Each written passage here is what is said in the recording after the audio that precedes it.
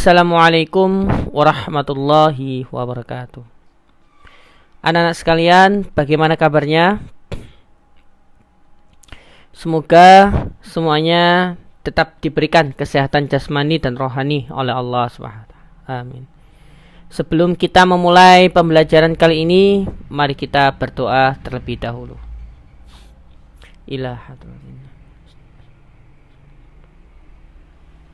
Al-Fatihah.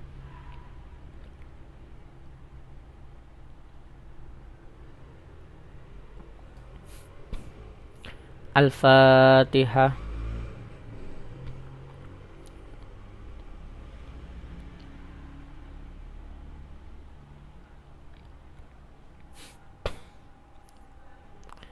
Anak-anak sekalian, pada pertemuan minggu kemarin Pak Miftah telah menjelaskan mengenai pengertian ilmu nahwu dan ilmu shorof dan juga memberikan contoh-contohnya dan juga membantu anak-anak untuk memahami dan juga membedakan apa itu ilmu nahwu dan ilmu shorof. Oke. Maka pertemuan kali ini kita akan memulai pembahasan dengan ilmu nahwu. Pembahasan yang pertama dibahas adalah mengenai kalam. Oke. Apa itu kalam? Al-kalamu huwa lafdul murakkabul mufidul bil wad'i. Al-kalamu utawi kalam huwa ya kalam al-lafdu iku lafat. Al-murakkabu kang den susun, al-mufidu kang maha makan bil wad'i kelawan den sengaja. Al-kalamu adapun kalam huwa yaitu al-lafdu lafat, al-murakkabu yang tersusun, al-mufidu yang memahamkan, bil wad'i dengan disengaja mengucapkannya. Oke. Itu di bawahnya sampun ada bahasan yang ditulis dalam tulisan Pego.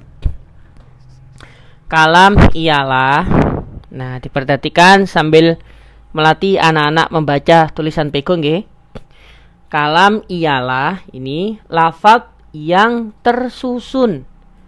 Nah, sebenarnya ini ada layarnya. Cuma kalau kita sudah bisa tidak usah menggunakan layar atau pepet, tidak masalah nggih.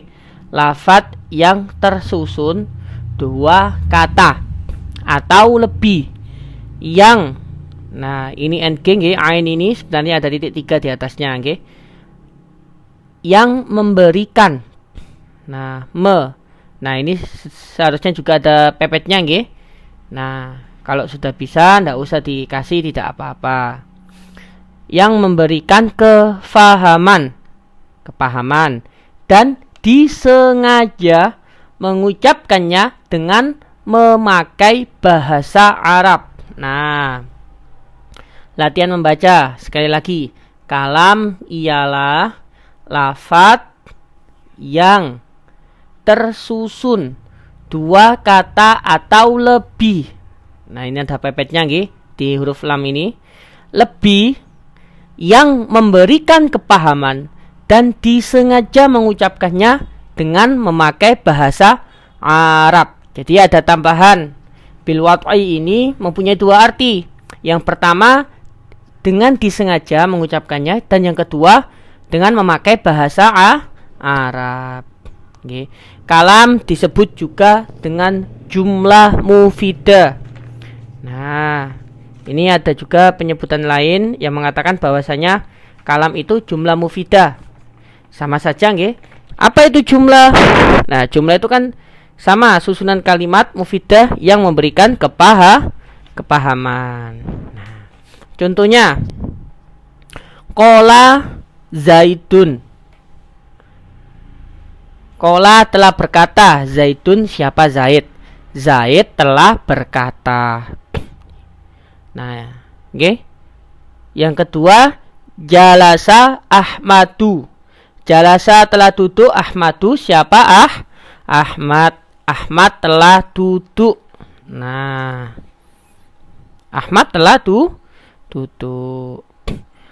Untuk supaya anak-anak lebih memahami mengenai kalam ini, kita akan membahas mengenai syarat-syarat kalam. Nah, perhatikan. Untuk menjadikan sesuatu itu kalam, itu ada 4 syarat yang harus terpenuhi. Apa saja? Dan ini syarat ini juga nantinya akan memudahkan anak-anak dalam memahami apa itu kalam. Syarat yang pertama yaitu lafadz. Jadi kalam itu harus mempunyai unsur yang pertama. Apalah? Lafadz. Nah, apa itu lafadz? Lafadz adalah suara yang mengandung sebagian huruf hijaiyah. Nah, ini tulisan pego nggih. Suara yang mengandung sebagian huruf hijaiyah. Contohnya zaitun. Itu terdiri dari huruf za, ya, dan dal. Coba kasih contoh lagi apa? Amrun. Amrun contohnya, coba itu huruf hijaiyah enggak? Nggih. Tersusun dari apa saja? Ain, mim, dan juga ro. Nah, itu dinamakan dengan lafadz. Jadi suara yang harus terdiri dari huruf hijaiyah.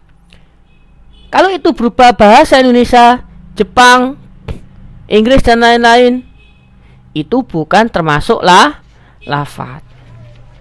Ini ada keterangannya nggih. Nah, ini tulisan pego yang digaris bawahi ini. Nggih, keterangan. Suara yang tidak mengandung sebagian huruf hijaiyah tidak bisa dikatakan kalam. Seperti suara beduk, kendang, suling, rebana, dan lain sebagainya, nggih. Itu tidak bisa dikatakan dengan kalam. Nggih. Jadi suara yang mengandung sebagian huruf hijaiyah. Iya, paham nggih mengenai lafadz? Nah, yang kedua, unsur yang kedua, syarat yang kedua, nggih, itu harus murokkab, tersusun. Apa itu maksudnya? Lafadz yang tersusun dari 2 kalimat atau lebih. Nah, ini di sini di penjelasan yang Pak Miftah berikan di sini, kalimat ini kalau bahasa Arab, bahasa Indonesianya yakni kata. Nah, maksudnya lafadz yang tersusun dari 2 kata atau lebih. Nggih, ingat nggih, kalimat itu bahasa Arabnya, bahasa Indonesianya kata. Lafadz yang tersusun dari 2 kata atau lebih. Contohnya zaitun qaimun. Nah, itu berapa kata? 2. Pertama zaitun, yang kedua qaimun. Nggih, paham nggih murokkab nggih? Zaitun utawi Zaid qaimun iku wong kang ngadeg. Zaid adalah orang yang berdiri. Nah, ini susunannya mubtada dan khobar. Bisa juga nanti koma zaitun koma telah berdiri zaitun siapa Zaid. Nah, kalau susunan ini apa itu mubtada, apa itu khobar, apa itu fiil, apa itu fa'il, nanti. Yang penting anak-anak bisa memahami murokkab ini lafadz yang tersusun dari 2 kata atau lebih. Sudah, itu saja sudah cukup. Nggih. Mengenai penjelasannya merangkai kalimat nanti. Nah, kemudian unsur yang ketiga apa? Mufid. Mufid yakni apa? Bermakna. Maksudnya lafadz yang memberikan kepahaman dengan baik. Contohnya zaitun qaimun seperti tadi, koma zaitun. Nah, zaitun qaimun, zaitun adalah orang yang berdiri. Atau kita membuat dalam bentuk fi'il fa'il, koma telah berdiri zaitun, Zaid. Zaid telah berdiri. Nah, ini kan sudah paham. Pemahamannya yaitu ikhbari biqiyami zaidin, mengabarkan berdirinya Zaid. Jadi kalimat ini sudah memberikan kepahaman yang baik. Maka ketika kalimat itu belum berfaedah atau belum memberikan pemahaman, walaupun itu lebih dari 2 kata, itu belum bisa dinamakan kalam. Nggih. Belum bisa dikatakan mufid, bermakna atau berfaedah. Syarat yang ketiga ini harus ada. Jadi unsur yang ketiga mufid, memahamkan. Nggih. Lafaz yang memberikan kepahaman dengan baik ini harus ada. Contohnya apa yang 2 kalimat atau lebih yang tidak memberikan kepahaman atau belum memberikan kepahaman? Contohnya seperti in qoma zaidun. Nah, jika Zaid berdiri, tuh, ini kan kalimatnya masih belum selesai, kan? Jika Zaid berdiri, nah, terus gimana kalau misalnya Zaid berdiri? Nah, dalam bahasa Arab ini kan dinamakan dengan syarat, maka memerlukan jawab. Nah, biasanya seperti ini, in qoma zaidun, qoma amrun. Jika Zaid berdiri, Amr berdiri. Nah, seperti itu. Nggih? Paham nggih mufid nggih? Nggih. Semoga semuanya paham nggih. Ingat, yang pertama tadi apa? Lafat. Yang kedua murakkab, tersusun 2 kata atau lebih, dan yang ketiga yaitu apa? Mufid, memahamkan. Nggih.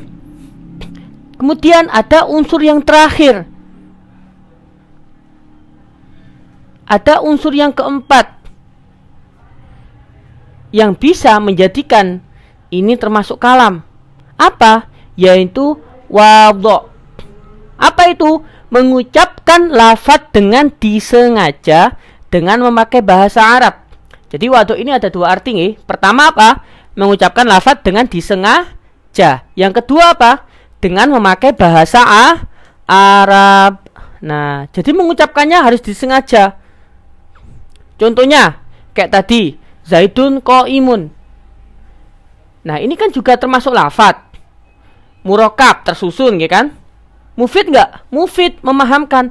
Tapi kalau misalnya anak-anak membaca Zaidun qaimin ini dalam kondisi tidak sadar atau pas bermimpi, mengigau, anak-anak bilang Zaidun qaimun, koma Zaidun. Nah, atau anak-anak bilang, berkata al-haya'u minal iman, malu adalah sebagian dari iman. Atau qara'a Khalidun al-Qur'an, Khalid telah membaca Al-Qur'an. Apakah ini dinamakan dengan kalam? Tidak. Kenapa? Karena tidak ada unsur yang nomor 4, yaitu apa? Harus disengaja mengucapkannya. Jadi ketika itu diucapkan dalam keadaan tidak sadar, maka tidak bisa dinamakan kalam. Nah, ingat ge, wadho unsur yang terakhir, yakni apa? Mengucapkan lafaz dengan disengaja dengan memakai bahasa Arab. Nah, anak-anak, jadi seperti itu kalam. Ingat, kita ulangi lagi nggih, kita mereview. Apa itu kalam? Nah, al-kalamu utawi kalam huwa ya kalam alafdu iku lafat al-murakkabu kang den susun al-mufidu kang mahamaken bil wad'i kelawan den sengaja. Kalam ialah lafat yang tersusun, nggih. Tersusun 2 kata atau lebih yang memberikan kepahaman dan dan disengaja mengucapkannya dengan memakai bahasa Arab, nggih. Nah, semoga anak-anak bisa mengerti.